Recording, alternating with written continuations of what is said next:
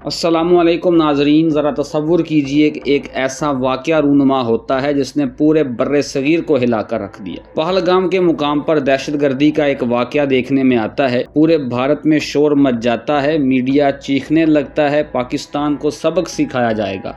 लेकिन फिर क्या हुआ? कुछ नहीं।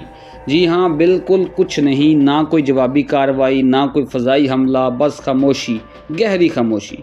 इस खामोशी ने दर हकीकत भारत को तो फ़ायदा दिया, लेकिन जिस सनत को सबसे बड़ा धचका पहुंचा वो थी बॉलीवुड। भारत को इसने इस तरह से फ़ायदा दिया क्योंकि पिछले 6 सालों में दुनिया के अंदर जिस तरह भारतीय फ़ौज जलील और रुस्वा हुई है, उसकी मिसाल पूरी तारीख में नहीं मिलती। चाहे 2019 में पाकिस्तान के हाथों जो भारतीय फ़ौज को हज़ीमत उठानी पड़ी हो उसकी बात कर लीजिए, या 2020 में गलवान वादी वाले मामला में जिस तरह चाइनीज़ के हाथों हिंदुस्तानी फ़ौज रुस्वा होकर लौटी है उसकी बात कर लीजिए। जगह जगह भारतीय फ़ौज जलील होती फिर रही है। लेकिन भारतीय फ़ौज की जिल्लत हो या भारतीय हुकूमत की रुसवाई, बॉलीवुड को इससे कोई फ़र्क नहीं पड़ता। बॉलीवुड दर हकीकत एक पैरेलल यूनिवर्स का नाम है।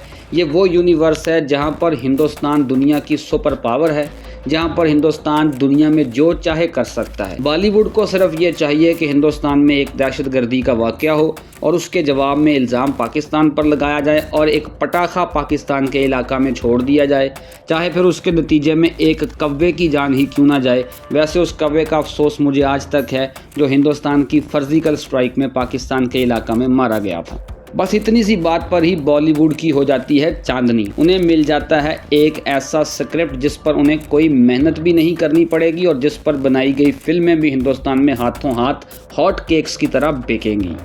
ये बॉलीवुड वही जगह है जहां खून, जंग और इंतकाम को सुनहरी स्क्रीन पर परोकर करोड़ों कमाए जाते हैं। जब पुलवामा का हमला हुआ तो उड़ी दी सर्जिकल स्ट्राइक जैसी फिल्में बनी, भारतीय नाजरीन को खुशफहमी बेची गई।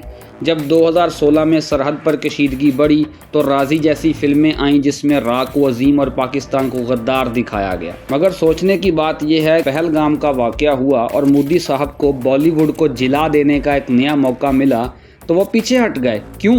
क्योंकि 2019 में पाकिस्तान ने भरपूर जवाब देकर ये वाज़े कर दिया था कि जंग की सूरत में हम हिंदुस्तान के चीथड़े कर देंगे, और इसी लम्हे बॉलीवुड के साथ बड़ा हाथ हो गया। उनके हाथ से एक सुनहरा स्क्रिप्ट निकल गया। तसव्वुर तो करें ज़रा, एक बड़ी ज़बरदस्त फिल्म बन सकती थी जिसमें भारतीय फ़ौज बदला लेती, पाकिस्तान को सबक सिखाती और भारतीय परचम लहराता, लेकिन ऐसा कुछ ना हो सका। और दिलचस्प बात यह है कि जब 2019 में अभिनंदन को पाकिस्तानी फ़िज़ा में मार गिराया गया तो एक दिन के अंदर अंदर इंडियन फिल्म इंडस्ट्री को झटका लगा। क्या कभी आपने सोचा कि अभिनंदन पर फिल्म क्यों नहीं बनी? क्या वो भारतीय हीरो तस्वुर नहीं किया जाता? लेकिन असल बात यह है कि वो कैदी जंग था, हीरो नहीं, और यही हकीकत भारत की फिल्मी दुनिया को बर्दाश्त नहीं होती। अब हम थोड़ी सी बात कर लेते हैं हिंदुस्तान की आवाम की, जिन्हें हमेशा बॉलीवुड ने यह तसर दिया है कि भारत एक सुपर पावर है। लेकिन कौन सी दुनिया में? मैंने आपको बताया, ये एक फ़िल्मों की फ़र्जी दुनिया है जिसे आप बॉलीवर्स कह सकते हैं। ये सलमान खान की एक फ़िल्म टाइगर 3 है जहां वो पाकिस्तान आकर यहाँ की जमहूरियत बचाते हैं, या फिर सैफ अली खान की एक फ़िल्म फैंटम का तज़किरा कर लीजिए जहां वो जनाब पाकिस्तान के अंदर घुसकर लश्कर के ख़िलाफ़ कार्रवाई करते हैं।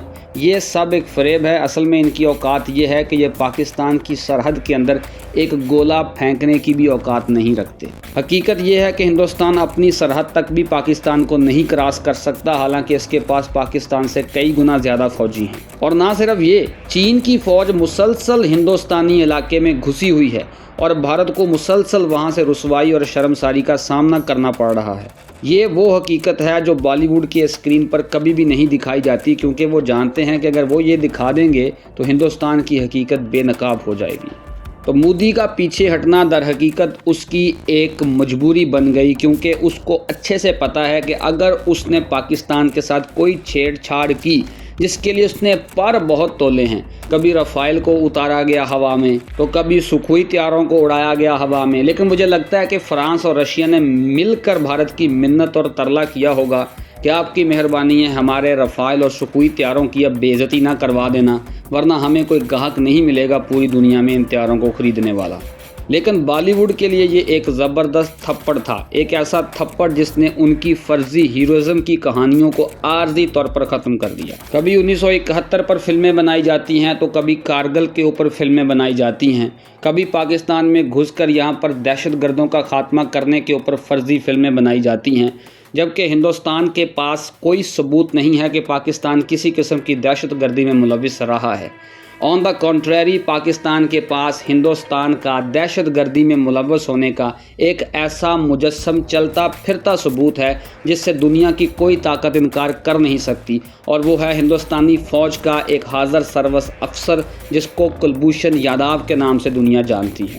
تو ہندوستان کو اپنے غرور کے اسی حصار میں اب ڈوب کر مر جانا چاہیے کہ اس کے پاس پاکستان سے کئی گنا زیادہ طاقت ہے، اس کے باوجود بھی پاکستانی فوج کے عزم اور غیر متزلزل حوصلہ کے سامنے اور پاکستانی عوام کی اپنی فوج کے ساتھ گہری وابستگی کی وجہ سے ہندوستان پاکستان کے خلاف کسی قسم کی جارحیت سے مکمل طور پر کترا رہا ہے، اور مکمل طور پر اس کو کسی قسم کی یہ جرت نہیں ہو رہی کہ وہ پاکستان کی سرحد کو کراس کرے۔